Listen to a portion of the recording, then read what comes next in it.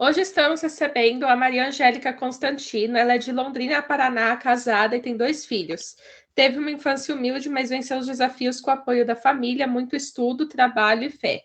Atua como administradora, além de ser voluntária em alguns projetos sociais. Ama viajar, ler e escrever. Canta, faz aulas de piano, compôs em parceria 2 canções para seus primeiros livros e mantém uma forte ligação com a música. Autora de Pequena Londres, Uma Pequena em Londres e Eu Disse que Voltava. Hoje é a romancista londrinense que mais vende livros. Fala mais 5 curiosidades que as pessoas não saibam sobre você. Gente, eu sou um livro aberto, difícil pra coisa que ninguém sabe de mim. Uma coisa que eu acho que eu nunca falei, eu lavava a louça de patins. Eu andava tanto de patins, mas tanto que eu lavava a louça de patins. E você não desequilibrava? Você conseguia se equilibrar? Andava muito de patins. Assim, eu sofri um pequeno acidente de patins que levou minha mãe a jogar meu patins no lixo, escondido de mim, porque ela achou que eu ia morrer de tanto, né? Eu me arriscava muito. Eu desci uma rua tão íngreme, mas tão íngreme, que era uma ladeira mesmo, né? E lá embaixo tinha uma curva. Eu achei que eu ia conseguir passar por tudo aquilo e descer aquela curva de boa, e não deu. Então eu sofri um acidente de patins, ralei tudo o joelho e minha mãe jogou meu patins fora. Mas eu lavava até a louça de patins. Eu amava andar de patins.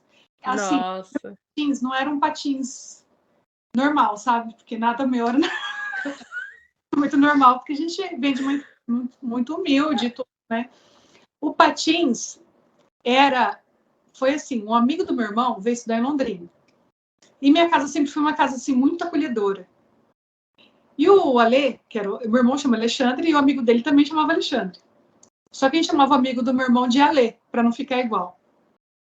E o Ale, ele trouxe um patins que a botinha tinha rasgado lá de São Paulo, da casa dele, e a adaptou para uma chuteira de jogar bola, velha. E ele parafusou a chuteira na carcaça do patins. Era o meu patins, era esse. Era uma adaptação de uma patins botinha numa chuteira. E tinha os preguinhos dele no meu pé, sabe? Mas não estava nem aí. O importante era andar de patins. Era na raça mesmo. Andava o bairro inteiro de patins, eu ia no mercado de patins, eu vivi em cima daquele patins. Não sei hoje se eu consigo dar uma volta. Não, ajudou um pouco, porque eu fui para Vancouver. Foi antes da pandemia. Gente, nós estamos em 2022. Acho que foi janeiro de 2019. Fui fazer uma viagem, fiz um mochilão, Nova York, Vancouver, daí fui descendo toda a costa da Califórnia até San Diego. E lá em Vancouver, eu nunca tinha andado na neve, daí eu fui patinar na neve. E daí eu consegui, assim, não fiz estripulia, não saí girando, não fiz aquelas coisas, assim, que a gente vê nos filmes de patinação, mas eu... O Barbie o quebra-nozes.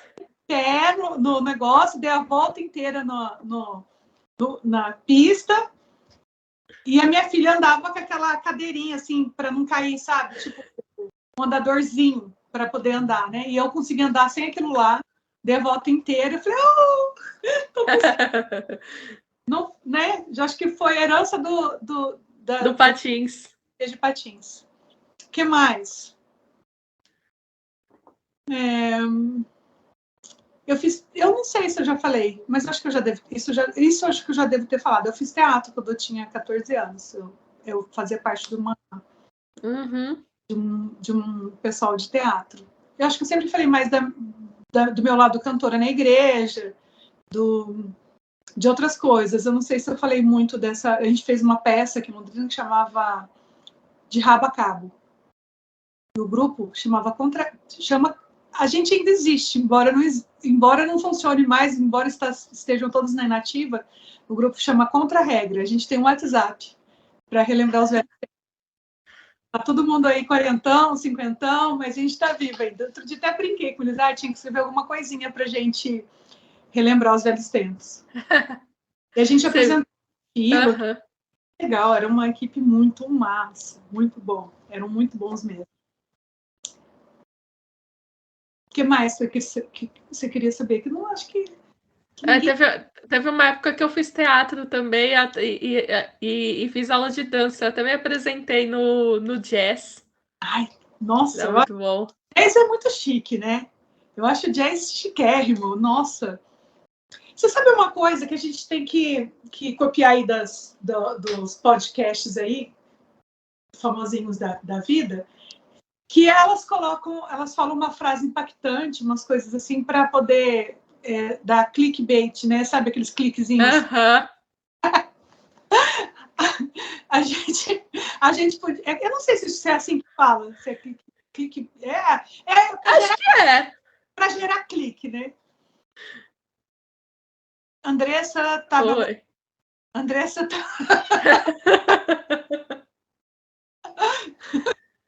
Ai, a gente tem uma fofoquinha, uma coisa assim, que é só para gerar cliques. Tá apaixonada? Ai, agora... Não. Não, fala que tá, só para gerar cliques. Ai, Andressa... eu sei, tive uma ideia. Andressa está apaixonada. Depois você puxa aí e puxa um linkzinho para gerar notícia. Daí a gente fala que é por um personagem. O que você acha?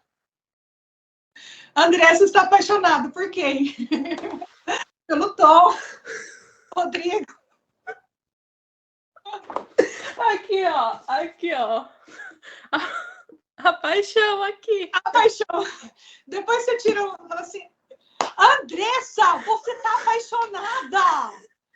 Não sabia. Conta mais. Andressa tá apaixonada.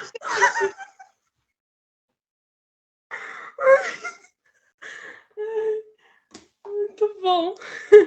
A Angélica vai fugir de Londrina. Mentira, só vou fazer uma viagem. Vou até a Bahia pesquisar para o livro novo. E o que você pode adiantar desse livro novo? Então, vai se passar só na Bahia ou vai ter viagem para fora, como você fez para Londres, para Portugal? Esse livro vai ser um desafio. Não sai do Brasil. Talvez, mas não na história. Assim. Talvez eu possa mencionar alguma coisa de alguém que saiu, alguma coisa assim, mas ele se passa todo no Brasil. Esse livro é brasileiro, na raiz, na ancestralidade, em tudo. Porque eu estou indo para a Bahia pesquisar nos lugares onde minha mãe nasceu, meu pai nasceu. E vou falar um pouco da emancipação feminina, do sequestro da subjetividade, de como que a mulher conseguiu, no decorrer dessas décadas todas, encontrar um pequeno lugar, porque a gente tem muito que avançar, mas já chegamos, né, já avançamos muito mais do que há 40 anos atrás, né? Então, um pouco mais, 50. Minha mãe veio para Londrina a primeira vez em 55, década de 50. Então, quero mexer um pouco com isso, quero falar um pouco da minha ancestralidade também, mas tudo sempre ficcionando um pouco, não é uma biografia, mas eu vou trazer um pouco de algumas histórias. E eles vieram da Bahia, passaram por São Paulo e vieram parar em Londrina. Então, quero contar um pouco disso. Só que essa viagem, que era para ser só uma viagem de pesquisa, está tomando uma proporção. Porque daí eu tive uma ideia, né? Daí joguei lá E assim, eu sou doida, os meus primos são mais doidos ainda e compram todas as doideiras que eu faço, né? Meus primos e meus irmãos. Assim daí, que é bom. É bom. Minha família inteira é doida. Eu amo essa família, porque, gente, não tem nada melhor do que um doido na família, né? Que movimenta, né? Enfim. E daí, o duro é quando a família inteira é doida igual a mim. Daí eu peguei, não tem nenhum normal lá, tá? Só pra falar. Daí eu peguei e falei para os meus primos, gente, vou visitar muitos lugares que tá assim, que tá vivendo uma situação muito difícil por conta daquilo que nós estamos vivendo no nosso país hoje. Enfim, tem uns lugares que estão passando muita necessidade mesmo. E daí eu falei assim, o que vocês acham? Vocês têm alguma ideia, né? A gente levo alguma coisa para eles, levo daqui de Londrina, o que eu posso fazer? Daí o meu irmão foi no grupo e deu uma ideia, e eu adorei. Ele falou assim, vai lá, vê que aquele povo está precisando, e a gente faz Pix para você. E você compra na economia local, você compra em comércio local, porque isso também vai dar movimentada na economia local. E eu achei essa ideia do meu irmão muito bacana mesmo. E daí eu tô comprando essa ideia, e eu tô comprando, não, eles compraram, né? É. Mas eu estou muito feliz com essa viagem para a Bahia, porque eu acredito que essa viagem que a gente vai fazer, vou resgatar muita coisa minha, porque eu tive uma infância assim muito difícil, muito difícil. Eu tenho muitas marcas aqui ainda para ser curada. Uhum. E eu falei foi ontem, que eu entrei numa live lá do Pedro Vasconcelos, que ele era diretor da Globo. Uhum. E daí, por um acaso, acabei entrando na live dele lá, e a gente começou a conversar, falando desse livro novo e tudo. Até chorei um pouco contando a história, porque a gente tá lá no Insta dele, tá falando sobre pontos de virada da vida e tudo, né? E é um ponto de virada para mim, a escrita. Porque eu tava numa depressão absurda quando meu irmão morreu, e a escrita me salvou de um jeito. Só que eu acho que eu precisava de um movimento agora, pós-pandemia, de me movimentar um pouco. E eu estou indo em busca desse desafio mesmo, que é se reconectar comigo, com o meu passado, e tentar me perdoar ainda mais e me curar mais. Enfim, hoje, graças a Deus, assim, com maturidade, com terapia, com tanta coisa, eu consigo tirar o lado bom de tudo. Mas meus pais, hoje eu não vou chorar. Hoje eu não vou chorar. Meus pais já tinham 6 filhos, né? E eu sou a 7ª. Na verdade, eu sou a 8ª, porque o anterior a mim não... Eu vou contar isso no livro. Essa parte, vamos pular. Mas, assim, depois vocês vão entender. Esquece, abafa. Eu vou chorar. Mas meus pais não queriam mais ter filhos. E depois, uma vez, eu estava num evento de igreja, assim, que uma amiga falou, vamos passar lá um pouquinho. Aquele pouquinho que eu passei lá, a mulher virou e falou assim, tinha umas 5.000 pessoas, e assim, na frente do palco, assim. Eu entrei no cantinho lateral, assim, na arquibancada superior, para ficar 5 minutos e ir embora. A mulher virou bem na hora que eu cheguei lá e falou assim, tem uma pessoa aqui que seus pais não te queriam. Você não estava nos planos dos seus pais, mas você sempre esteve nos planos de Deus, porque Deus tem uma missão para você. Eu saí de lá chorando, carregada. Eu não consegui nem ficar lá. E eu tinha isso que eu guardava, porque minha mãe sempre, eu escutava quando eu era criança, que eu queria matar o seu pai quando eu fiquei grávida de você. Eles falavam isso rindo, porque era uma coisa engraçada para todo mundo. Ai, queria matar o seu pai quando eu fiquei grávida. Mas eu acho que ela falava isso de uma forma tentando ser leve, porque era muito difícil para ela também, que já tinha 6 filhos e não queria mais ter filhos e ter que recomeçar tudo de novo. Ela que já tinha começado a conquistar uma certa independência, trabalhando, tendo o dinheirinho dela e tendo que recomeçar tudo de novo. Então foi pesado hoje para ela também a minha vinda. E como que você ressignifica isso e ama essa mãe, ama esse pai, ama essa família? Porque eles eram mesmo uma família muito amorosa, apesar de todas as coisas que foram ditas. Então, era uma família muito engraçada, muito amorosa, uma casa assim que fazia muito barulho. Era uma sala barulhenta, uma cozinha barulhenta, um quintal barulhento. E eu fui muito feliz lá. Então eu não posso deixar que isso apague todo o brilho de todo o resto que aconteceu. Eu acho que a gente tem que ter essa visão também, de não sentar no banquinho da vítima e querer ficar lá para sempre. Então foi assim, o jeito que eu encontrei de seguir em frente no início foi varrendo debaixo do tapete. Depois foi trabalhando isso dentro de mim, foi em terapia. E depois, agora eu vou fazer essa viagem, que eu acho que vai ser assim, uma pedra final que eu vou pôr em cima dessa história. Uhum.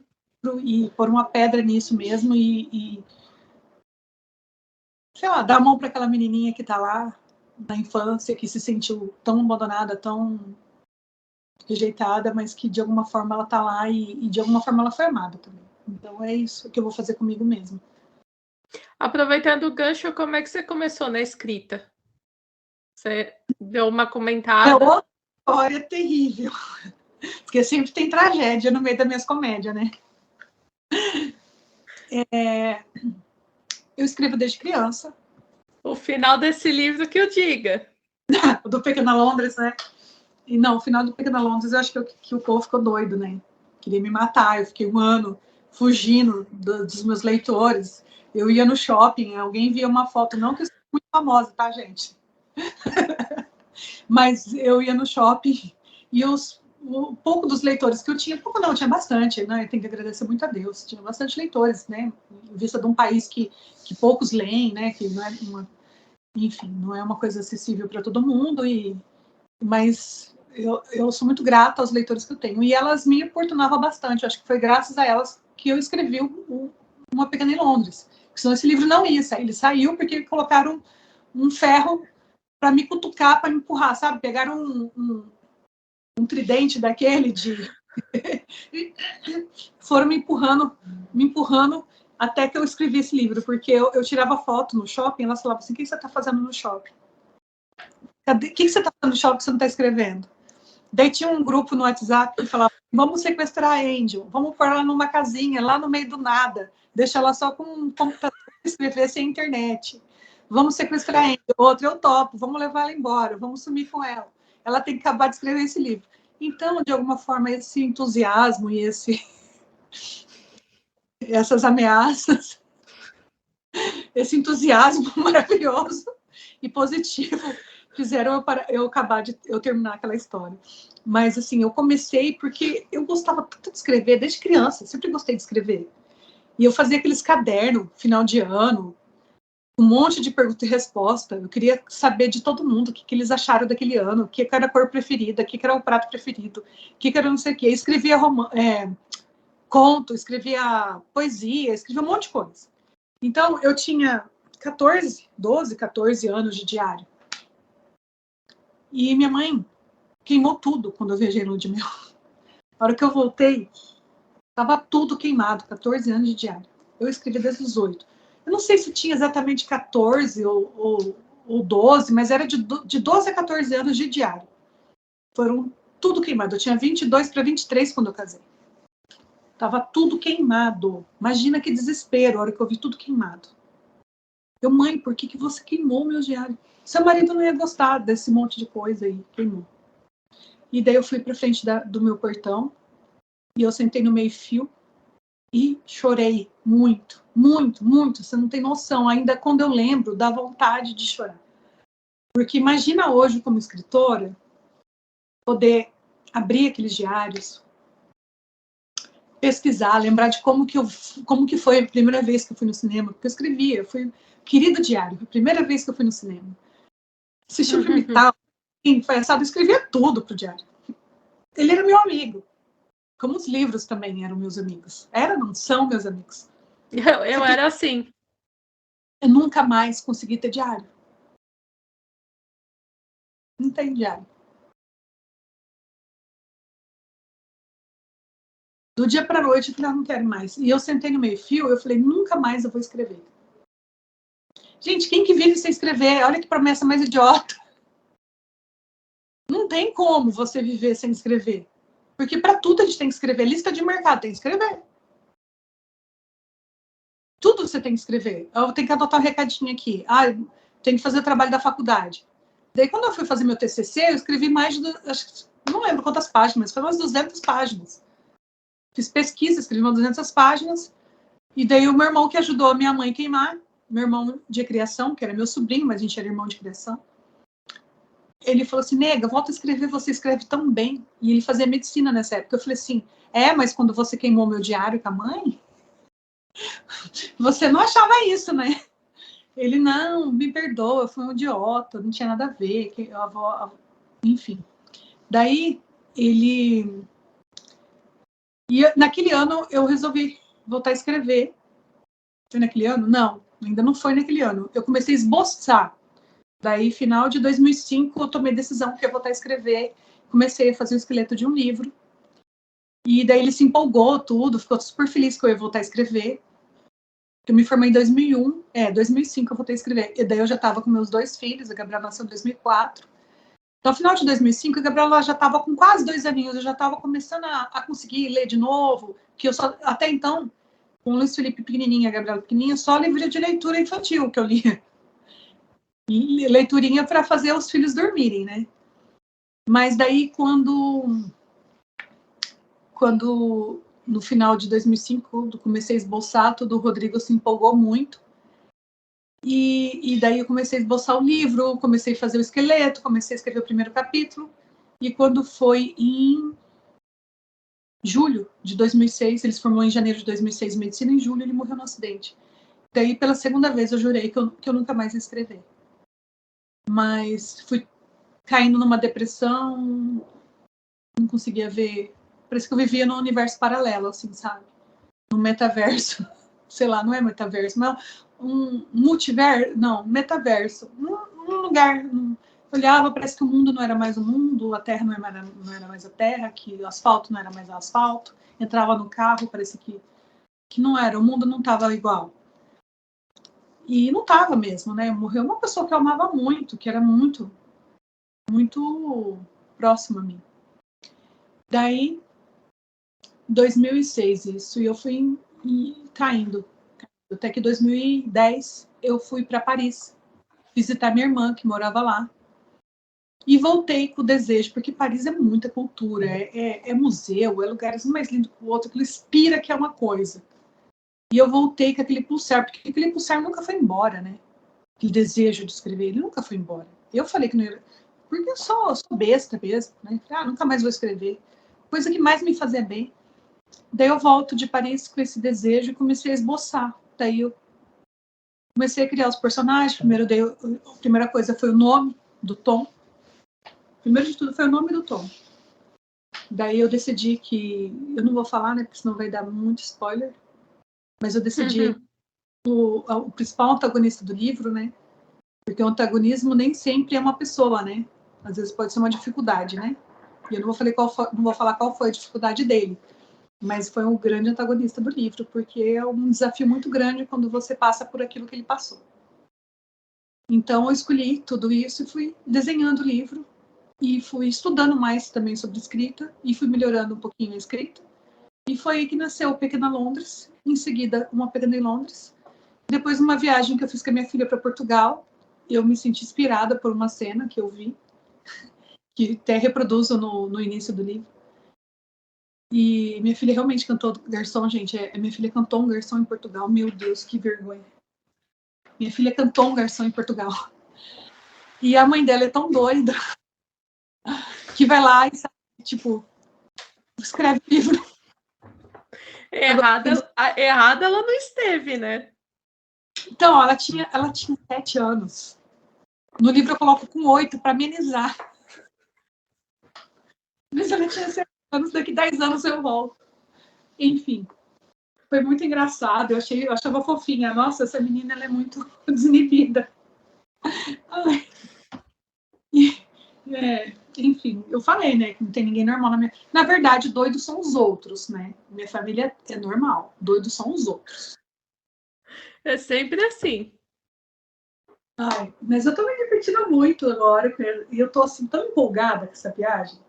Tão empolgada, que eu acho que vai ser uma coisa, assim...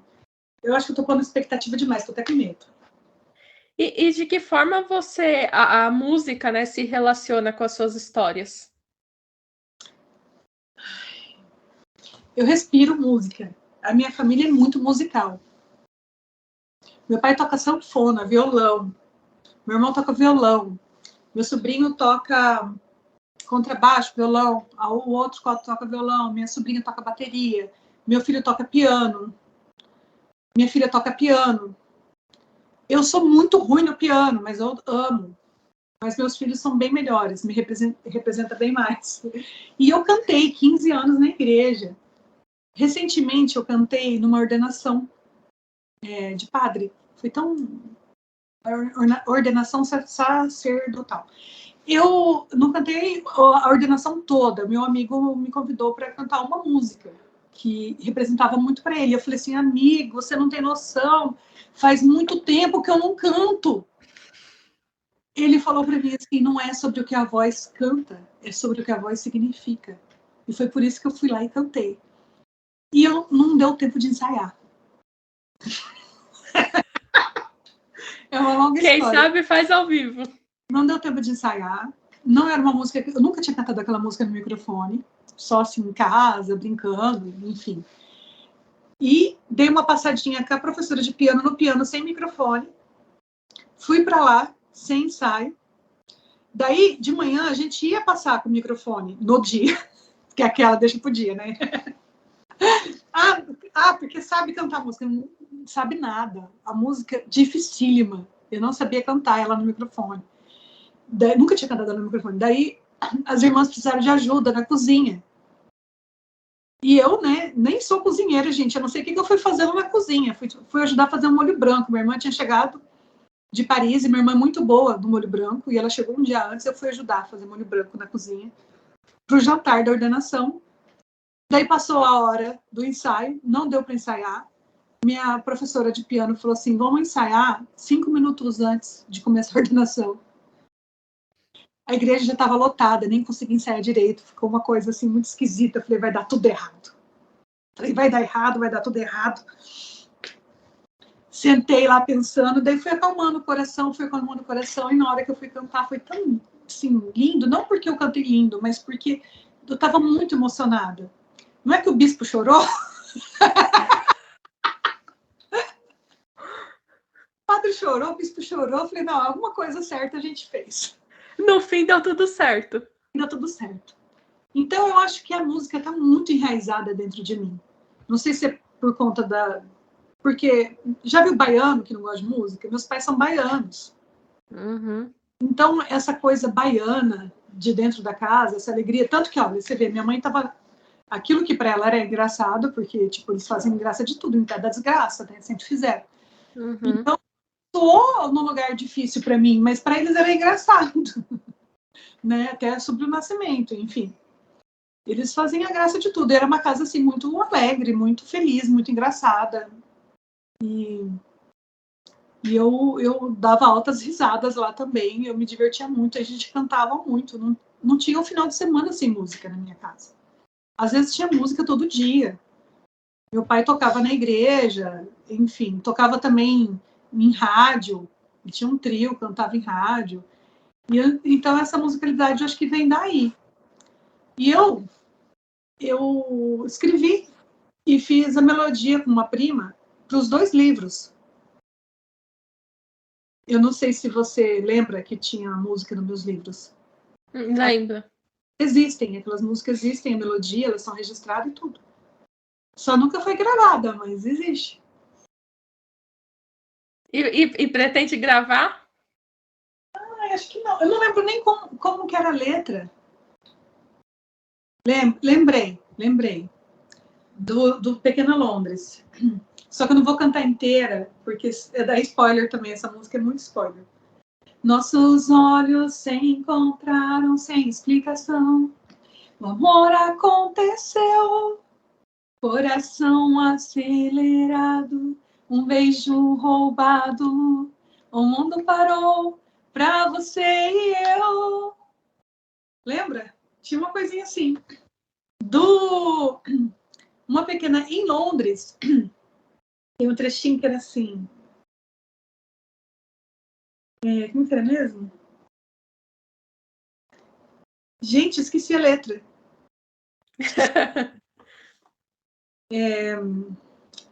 Esqueci, se eu lembrar eu canto. Nossa, não lembro a letra. Se você achar aí. Cadê meu livro? Como que era mesmo? Deixa eu pegar o livro aqui.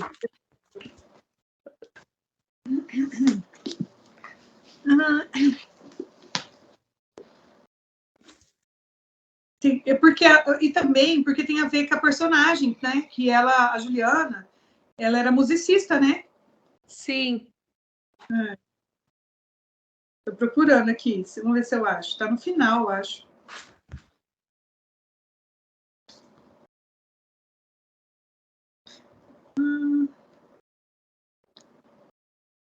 Depois você faz um corte aí para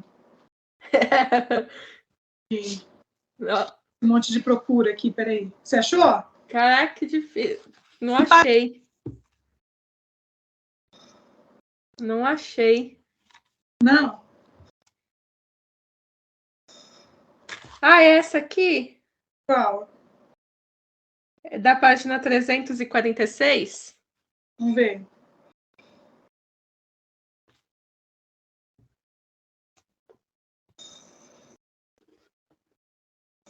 Essa mesmo.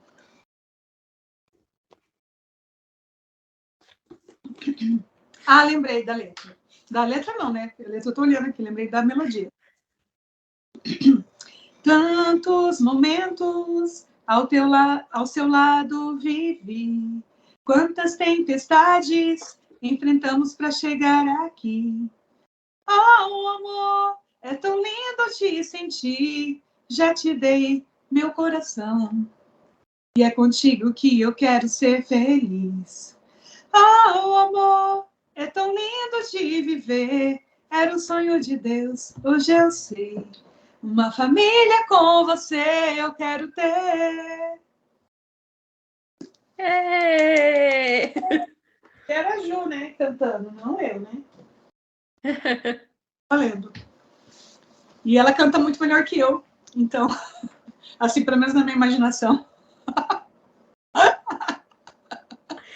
Na minha imaginação, todos os meus personagens poderiam cantar melhor do que eu, porque eu não canto nada. Eu amo música, mas cantar. Ah, não, mas cantar, sabe o que é? É memorizar, é respirar e praticar.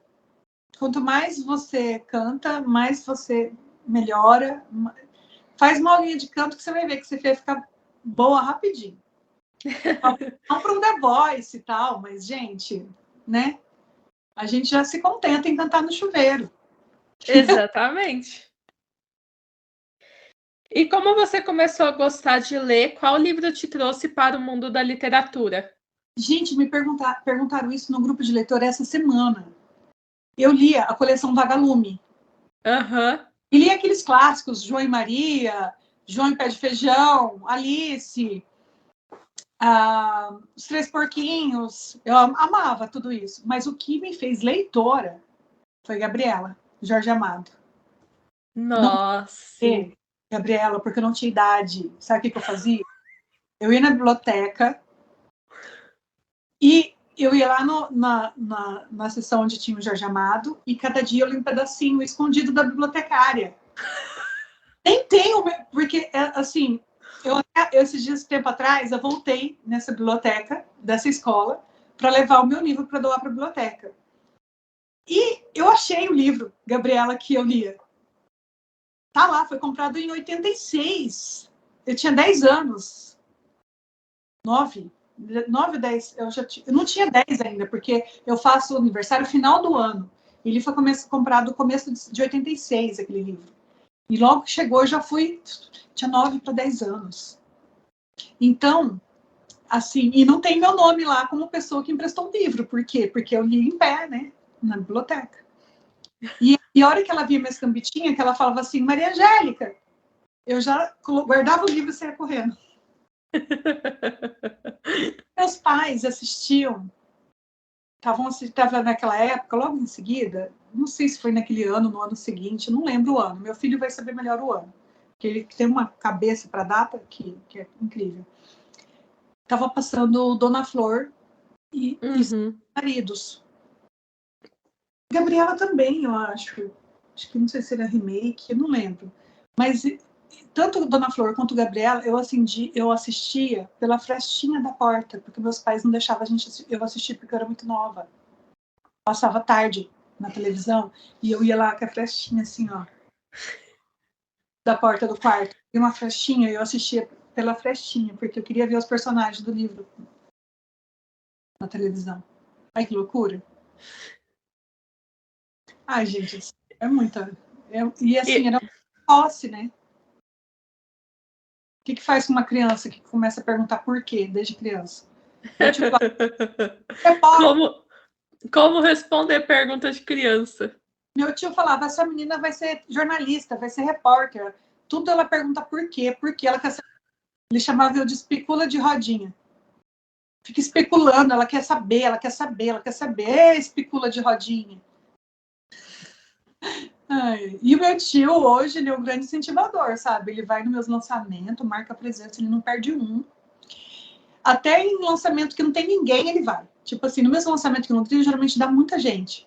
Só que daí pós-lançamento, sempre tem alguns eventos de bate-papo, que já não tá mais naquele fervo de gente. E mesmo esses bate-papo, que é pouquinha gente, e meu tio foi, marcou presença, eu fico tudo orgulhoso de não estar produzindo e tudo, e eu tô orgulhosa de ter um tio assim, né? E você escreve romances. Você sempre foi uma leitora de romance? Não, Gabriela, né? Bom, realmente.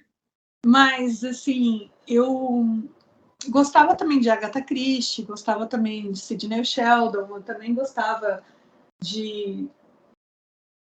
Tô olhando aqui para ver que mais que... eu gostava também de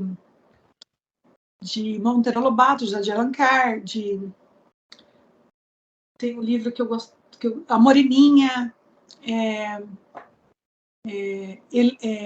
Helena, acho que é Helena, Iracema, muita literatura nacional também, porque foi assim, passava aquele povo vendendo Barça, né?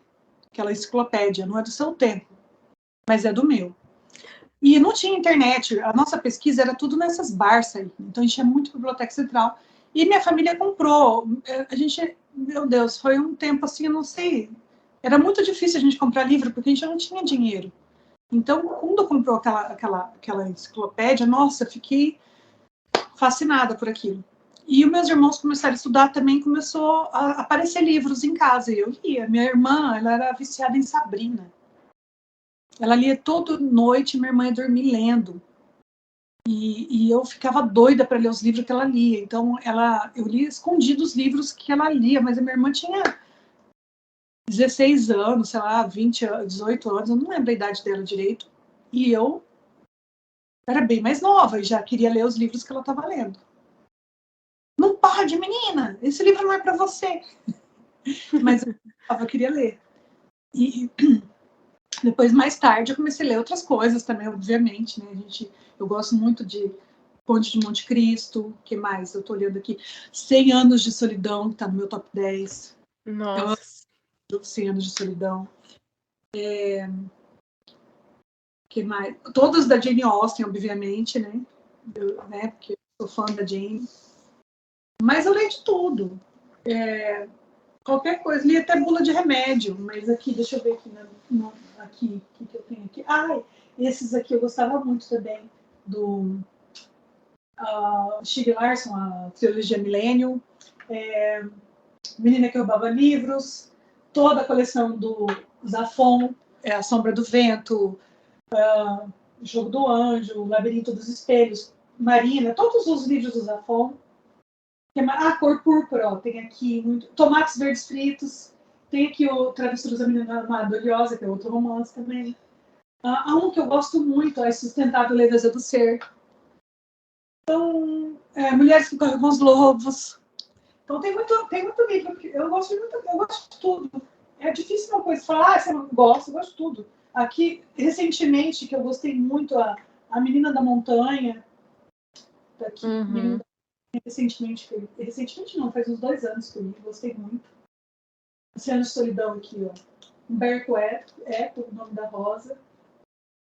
Eu gosto de tudo. Não consigo te falar assim, tem um estilo, né? E também gosto muito, obviamente, da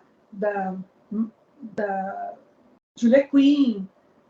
Já citei a Jane Austen, que é a minha diva. Os Maribel, esses de época da vida, eu gosto de tudo. Não tem assim um que falar, você gosta menos ou mais. Não. Depende da época. Tem época que eu vou ler mais romance, tem época que eu vou ler mais. Agora a gente está lendo A Bailarina de Auschwitz. E como funciona o seu processo de escrita? Processo de escrita,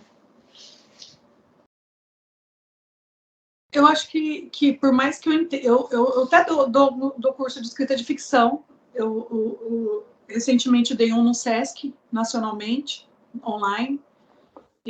Uma doutora em literatura, ela deu a parte teórica e eu dei a parte é um curso de narrativa, e eu dei a parte prática.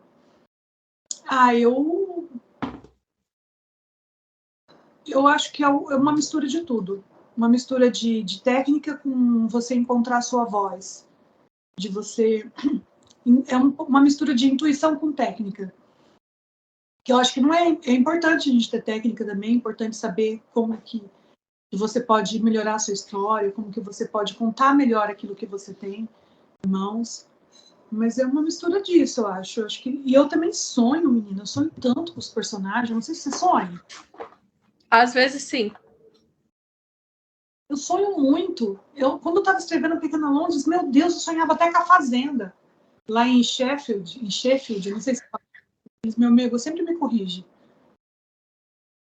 Sheffield, acho que é Sheffield. Mas, assim, é uma cidade no interior da Inglaterra que existe. Eu fui lá pessoalmente. E eu sonhei tanto com aquele lugar. Eu sonhava com a fazenda onde morava a família do Tom. Eu sonhava com a avó do Tom, eu sonhava com a família dele, eu sonhava com tudo aquilo. Quando eu fui descrever algumas cenas lá, eu já tinha visto aquilo em sonho. Parece que era muito real para mim. Uhum. Mas, assim, tem essa parte da intuição, da inspiração, e também tem essa parte da lapidação e de deixar aquilo fluido, né? Para ficar melhor para quem está lendo. E uma das coisas, além de fazer a espinha dorsal, que eu gosto de saber para onde vai o livro, eu gosto muito de ler em voz alta, depois que eu termino. Assim, eu termino o capítulo, eu venho lendo em voz alta, porque eu gosto que as cenas, que os diálogos soem naturais. Que quem lê não estranha aquilo que ele está lendo. Então, e tem que soar natural pro personagem que está vivendo aquilo. Então, tipo assim, às vezes vai ter um personagem que ele não vai falar palavrão. Então, não adianta você pôr palavrão para ele falar, porque ele nem vai combinar com palavrão. Daí, se o leitor lê e vê ele falando palavrão, fala, não, nada a ver, não é ele. Não fica real. Então, às vezes vai ter uma personagem que fala muito palavrão. Daí, se você não colocar um palavrão, não vai soar natural, porque é aquela personagem daquele jeito. Ou um personagem melancólico, você vai ter um jeito de falar que vai soar mais como uma pessoa melancólica. Então, eu acho que vai muito de você ouvir o personagem e sentir que ele está dizendo aquilo, que é real aquilo para aquele personagem. E eu gosto, assim, de saber, mesmo que não vá para o livro, eu gosto de saber a altura, o peso, a cor do cabelo, a cor dos olhos. Magro, nariz adunco, nariz afinado, um nariz mais protuberante, ou ele tem mais sobressalente, uma bochecha proeminente, ou uma bochecha mais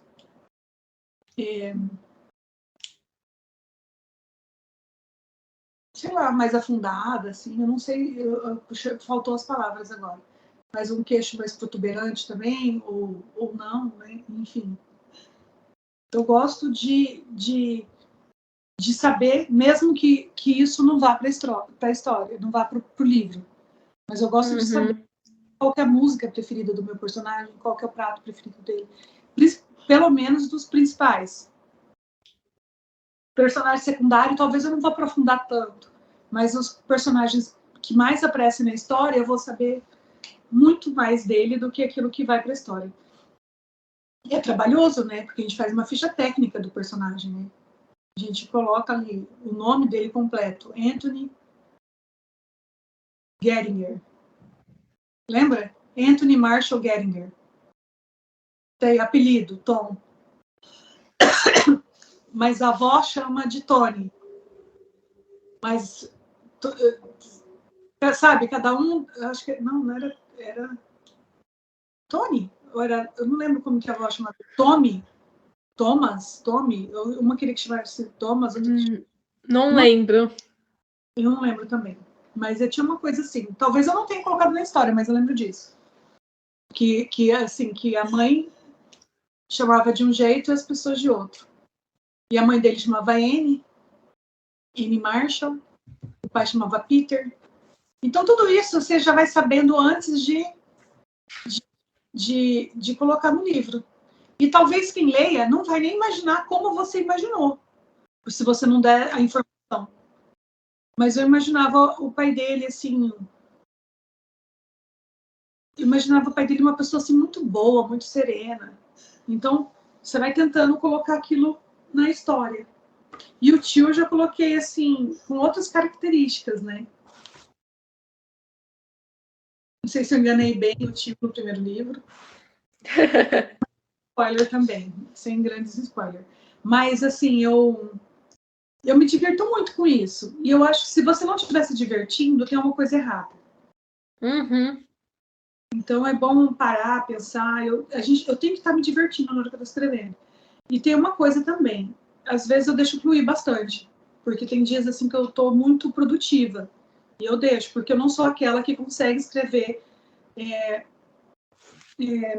assim, milimetricamente 1000 palavras por dia. Não, não sou eu. Eu não consigo fazer isso. Mas, por exemplo, de Uma Pequena em Londres, eu escrevi 35.000 palavras em 4 dias. Nossa. Mas você se coloca alguma meta, sim, Não. ou você... Deveria, né? Eu falo para os meus alunos colocar. Coloca meta, escreve 1000 palavras por dia. Faça o que eu digo, não faça o que eu faço. Eu falo para meus alunos colocar meta, mas eu não consigo colocar meta. Eu não consigo, é muito mais forte do que eu. Mas também, quando eu começo a escrever, também é difícil de alguém me arrancar da frente do computador, que foi o que aconteceu naqueles 4 dias. Eu falei pro meu marido, pra minha família, não me importune, eu vou escrever. Deixa eu quieta. Nem tirei o pijama. Eu sabia que eu estava escrevendo assim muito, muito, muito. Minha filha chegou com café. Obrigada. Daqui a pouco minha filha veio com coca. Obrigada. Então, foi tipo isso. Tipo, mãe, café. Mãe, coca. Obrigada. E continuava escrevendo. Eu não via quem entrava, quem saía. Eu estava escrevendo na sala, porque eu gosto de escrever na sala. Não sei, não consigo escrever no escritório. Nem quando eu roubava só para mim. Eu escrevo sempre na sala. E daí, o que aconteceu? Eu não via. Às vezes eles abriam a porta da sala, passava, tomava banho, saía de novo. Eu não via eles nem entrar, nem sair. De tão concentrada que eu estava. Eu até via, mas não lembrava. Daí minha filha falava, eu falava assim, teu pai já chegou? Mãe, já chegou, já tomou banho, já saiu. Mas, assim, enfim, mas isso aconteceu, assim, mais naqueles dias que o livro veio inteiro e eu não conseguia parar. Eu acho que eu sou um pouquinho neurótica compulsiva. Minha irmã, que é psicanalista, ela fala que eu sou um pouco, assim. É uma neurose compulsiva. Tipo, eu entro numa vibe, numa pira de ler livro. Daí eu fico lendo. Agora eu vou escrever. Às vezes eu tenho vontade de ver filme, eu fico assistindo um filme atrás do outro. Às vezes é sério, eu fico baratona. Eu não sei assistir um pedacinho, gente, pelo amor de Deus, eu não sei assistir. Assiste um pedacinho, não é pra mim. Se eu fosse leitora de Pequena Londres, eu ia matar eu mesma.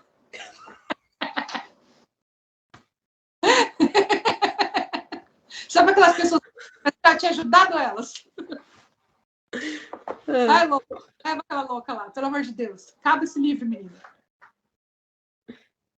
Eu vou pegar aquela autora, pode deixar que eu ajudo. Eu ajudo vocês. E como você enxerga a literatura nacional hoje em dia? Nossa, eu tô muito contente. Eu vejo um futuro muito promissor. Eu tô vendo muita gente boa escrevendo, muita gente se arriscando. Claro que vem muita coisa bosta no meio. Vem, porque quando tem muita gente fazendo a mesma coisa, vem muita coisa que não é ruim. Eu peguei um livro que tinha, na mesma metade de uma página, tinha 10 variações do verbo estar. 10.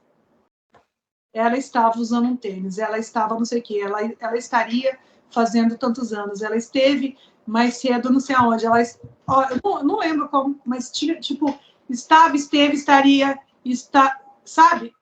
Quando eu não conseguia enxergar outra coisa, eu não conseguia prestar atenção na história, porque eu só conseguia enxergar o verbo estar. Aquilo me incomodou tanto, mas tanto, que foi uma grande lição para mim. Esse livro foi um livro que me ajudou muito, porque eu me policio muito na hora de escrever para não usar o verbo estar. Sinônimos.com. Gente, pelo amor de Deus, quando você se propõe a escrever uma coisa, dá uma caprichada, lê em voz alta, porque a voz alta ela denuncia num grau que não tem como você parar. Então, dá uma caprichada, lê em voz alta. Igual, por exemplo, esse podcast. Eu aconselho que você escute tudo de novo e corte aquilo que você acha que é desnecessário.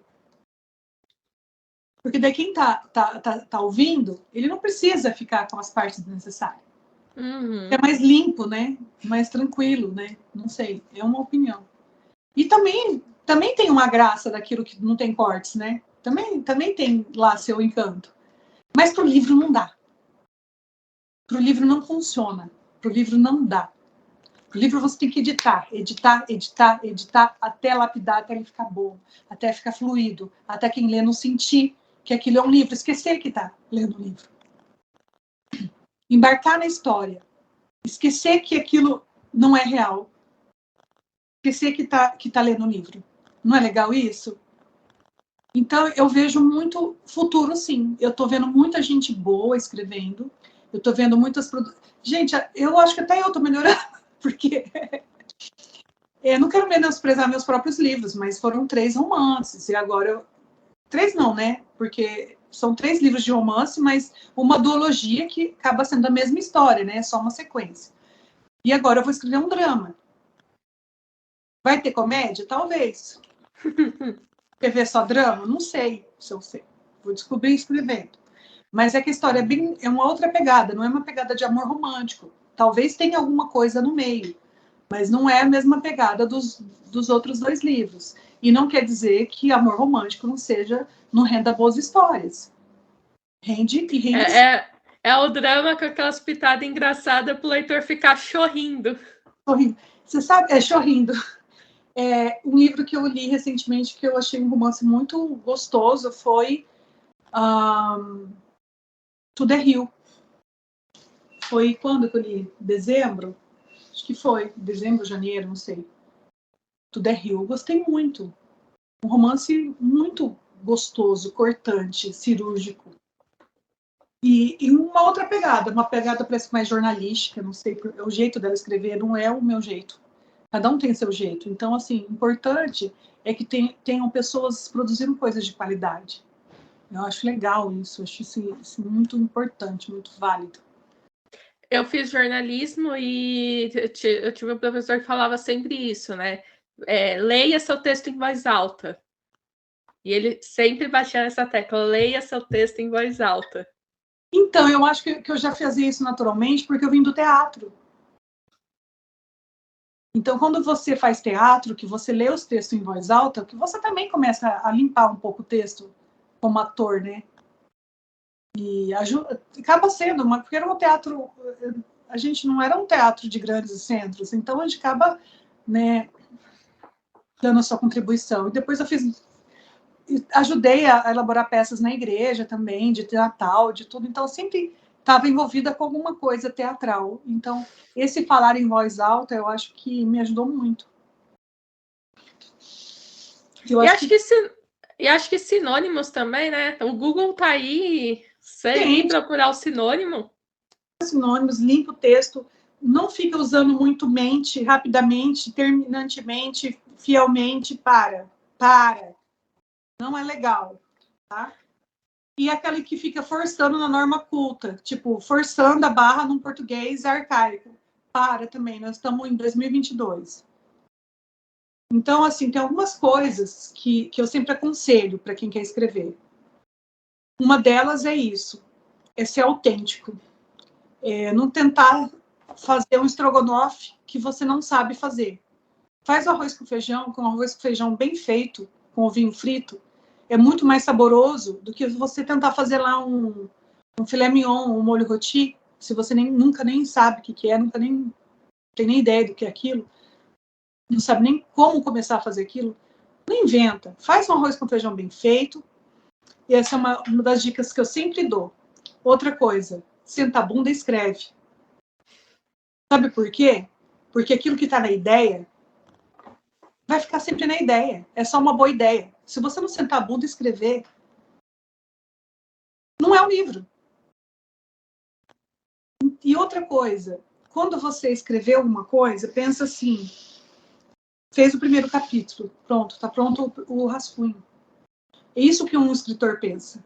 Um amador vai pensar assim, que ruim, ficou horrível, rasga e joga fora. O escritor fala, o rascunho está pronto. Vamos lapidar. Vamos melhorar. Então tem que ter muita coragem. E também tem que ter coragem de se expor, né? Porque a gente fica nu quando a gente escreve um livro. Por mais que, é uma ficção, não sei o quê. Gente, saiu da sua cabeça, alguém vai ler. Para mim foi tenso. Não foi tenso a hora que saiu da Bienal aí de São Paulo. Porque eu lancei na Bienal antes de lançar aqui em Londrina. Então, assim, a Bienal de São Paulo foi um aperitivo, mas aqui em Londrina, gente, meus amigos estavam pegando meus livros para ir embora. Minha família estava comprando meus livros para ir embora. Pessoas que eu conheço a vida inteira pegando meus livros para ir embora. A hora que eu acabei de autografar, porque eu, graças a Deus, autografei sem parar, das 6 até as 10h20 da noite. A hora que eu acabei de autografar, que eu falei, vamos embora, a primeira coisa que bateu em mim foi, meu Deus, alguém está lendo. Meu Deus, o que vão falar? Não é nem da escrita, nem da história. O que vão falar de mim? Sabe, aquilo bateu num lugar difícil. Agora já não, graças a Deus, eu já não sinto mais assim. Porque parece que daí você já entrou na praia do nudismo, já está frequentando direto. Já perde a vergonha um pouquinho, já não é mais igual. Agora já sinto mais uma naturalidade a hora que as pessoas compram o livro e aquilo já está mais bem resolvido aqui dentro. Mas no início foi tenso. Foi bem já tá no mar, já tá se molhando mesmo. Agora você fala, já tô aqui mesmo.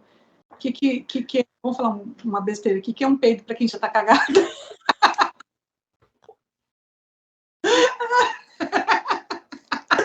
Sim. Lembra de uma piada que tinha no... Não sei, você leu Eu Disse Que Voltava? Eu tô lendo. Então não vou falar, para não dar spoiler. Eu tô, acho que em 20%. Engraçada. Não tá aí ainda. Vai embora, que lá na frente tem um lugar bem engraçado para você rir. Mas eu não vou falar agora. Mas é que sabe aquele dia que dá tudo errado? Porque dá para piorar, sempre dá para piorar.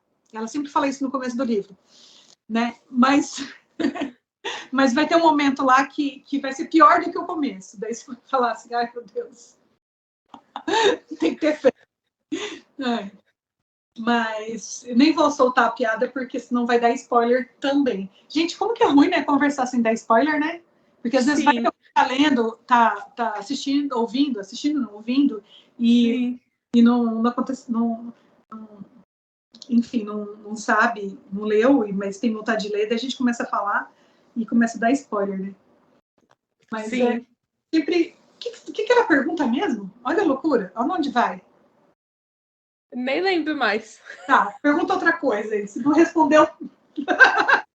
Você sabe que o Hobby tem um livro para ser lançado que eu ajudei a encontrar o título. Eu sou madrinha. Eu já falei para ele, já que eu batizei, eu sou madrinha do livro. Então, é legal, né? Eu gosto muito dessa parte, porque eu gosto muito de marketing, né? Sou formada em administração, E eu gosto muito, muito, muito dessa parte de marketing. E é legal, às vezes, você escrever vários títulos e elaborando variações daquilo que você quis dizer no primeiro, e vários. Eu Disse que Voltava, o título original era Daqui 10 anos eu volto. Daí a gente mudou para Eu Disse que Voltava. Que parece, né? Que lembra. Daqui 10 anos eu volto. Eu Disse que Voltava. Uhum. Foi uma editora que eu peguei, entrei no carro dela de carona e não sabia que ela era editora. Ela começou a conversar porque a gente estava assim, com um pessoal que era escritor, estava indo no shopping para jantar juntos. Daí a Sue Hacker me puxou para esse carro. Não, vem aqui, Angel, vem com a gente. E os outros foram no Uber, outros foram no outro lugar, e eu acabei indo nesse carro. Foi muito legal. Daí sumiu a bolsa da mulher, porque a Sue Hacker achou que a bolsa era minha. Ela deixou a gente lá no shopping, e depois ela teve que voltar para buscar a bolsa. Porque eu falei assim, gente, ela vai pensar que eu sou a trombadinha. Ela nunca me viu, vai achar que eu roubei a bolsa dela. E ela acabou que sugeriu o título do livro, Eu Disse que Voltava. Eu passei por uma cena bem parecida no livro. Que ela entra no carro. É verdade, eles invertem as bolsas, né? Mas foi pensando nisso que eu coloquei essa cena. Tudo que acontece ao meu redor é material para ir parar em algum livro. Gente, essa cena é muito legal. Agora que eu lembrei que deu vontade de ler essa cena aí de novo. Eu Disse que Voltava é um livro que eu gostaria muito de ver filme dele. Se eu tivesse grana, eu faria. Nossa, quem sabe na área. Rica! Daí eu vou pegar e vou fazer filme. Gente, eu ia adorar fazer filme dos meus livros. Você sabe aquela que fica assim, nossa, esse aqui... Porque eu penso muito de forma roteirizada. Eu gosto muito de... Eu acho que o Pequeno Londres também tem cara de filme, não tem? Tem. De sessão da tarde, né? Sim.